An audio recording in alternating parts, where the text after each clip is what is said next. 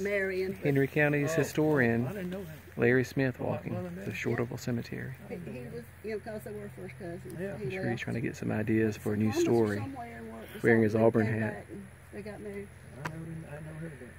From that first gate, when you walk in, his marker had broken in two. He says And Gamble. several years ago, I fixed it. Yeah. And yeah, his name was John Lawson Gamble. And That name sure rings a bell. he was born here, and he was the son of Andrew Gamble, one of the first pioneers to come in. Andrew Gamble's daughter was a sister of Major General William Irwin's wife, and she's buried with General Irwin up there, her and her 9-year-old daughter. And we, you know, we keep that cemetery fixed. Yeah. But That's up there just outside of Preston Kelly and them, right? Yeah, where Miss McCrawford lived. before the Civil War, John Lawson Gamble, he pulled up stakes. He had, I believe, 6 or 7 sons and 1 daughter. Well, his daughter was my great-grandmother Smith. And his wife is buried in Balcom Cemetery. Yeah. But he went to St. Augustine County, Texas, before the Civil War, and stayed, and my great-grandmother Smith was born out there. Well, after a while, after the war, he stayed out there a pretty good while, and after the war, he wanted to pack up and move back here. So he loaded up all the family, and they started toward Henry County, and got on into Washington County, Mississippi, and he up and got sick and died. So they buried him in a little cemetery out there. He kept on coming. Well, 4 years later, his 2 older sons went back out there and exhumed his body, and they buried him here. We have found and marked most of them by GPS. 198. These are the ones that were not on maps before. 198 small, like little. Are there still? How many of them are on old church properties? Maybe churches have been demolished or something. Some of those are that away, and timbermen. Oh yeah. They Well, have started calling me.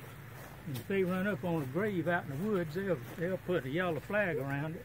well, that's Robert Espy's grave, right? Yeah. Espy, Thomas found that one right out in the middle of timberland. It's not it here, is it Larry? Seville? This is James Lawson. Oh, Seville. This is Seville. Yeah. This is Gamble.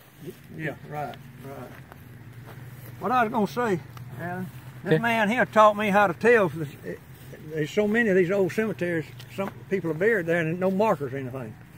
And Larry we got him up here one day. It's been several years ago. You remember that, Larry? I do. All right, now, well, Homer Kennedy, Elaine's, Thomas's uncle, he come down here one day. He'd been saying for years he wanted a spot. And so we finally come on and he wanted this old scrubby cedar tree here. He wanted it right behind this tree here. For some shade, huh? and so I told him, I said, well, Homer, he won't know if anybody's buried. I said, I have no idea. And I said, I know how we can find out. And so I made me some out of coat hangers. You know, straighten them out and then a right angle handle on them. And they right there in my pickup now. And I carry them with me all the time because every now and then somebody wants. But I said, well, at the time I wasn't in my pickup. I said, let me go home and get my witching sticks. What would you do with those? Should you punch them down on the ground? No, hit something? They out there in my pickup, but you hold them in your hand. I don't leave home without mine. Right. What are they detecting? Some metal or wood or? They detect anything concave, and they pick up bones. And I can tell you if that person under the ground there is a male or female. Now, how do you do that, Larry? That's something Well, you just use 1 instead of 2. Oh, I didn't know that. And you just go with that 1, and you get where you stand in the cemetery where they used to bury them, the old custom, they buried them facing the rising sun. Yeah. And so you walk until you keep the ground like this until if it's a woman.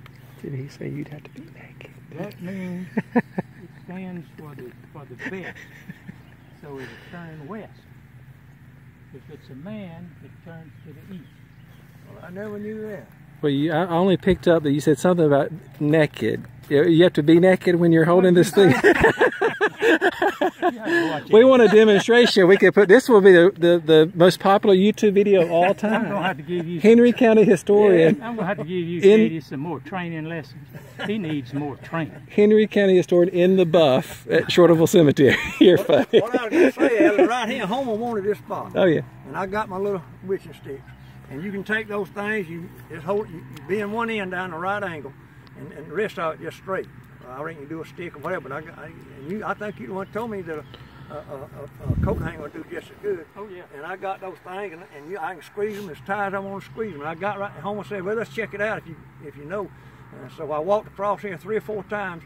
Every time I got right in the center there, if they'll be sticking out like that, if there's anything under there, they're going to cross just like, you can't stop them. They're going to cross just like that. What if you're looking for treasure, like gold and diamonds, and they were buried in some of these coffins? Would you? You know, that's the way Taoism began, was way over in the old countries, and they claimed that they could find gold and silver. Interesting. With those things. There's something down there. I don't know what. But I have when they cross, there's something down there. I have contacted. Was there somebody here? Huh?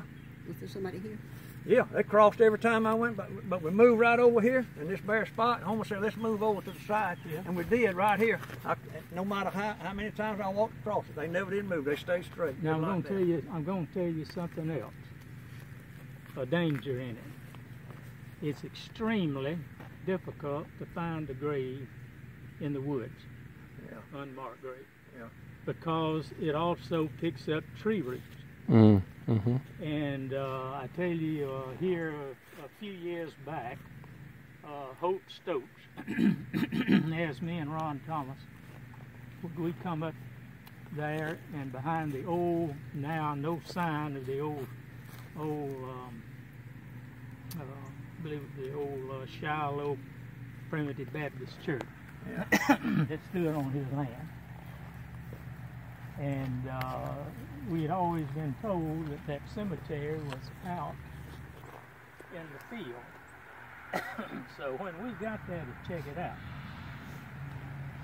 they had just disced in that field and getting ready to plant use a grain drill. Well, we went out there where Hope said he thought they told him about where it might be, and we walked back and forth, but it was picking up the tractor tracks, and it was picking up the little grain drill furrows. How about that? So we just told Hope we saw her when the rye comes up. And everything's settled, several rains, call us and we'll see if we can find it. But we never could. How about that? Well, sir. But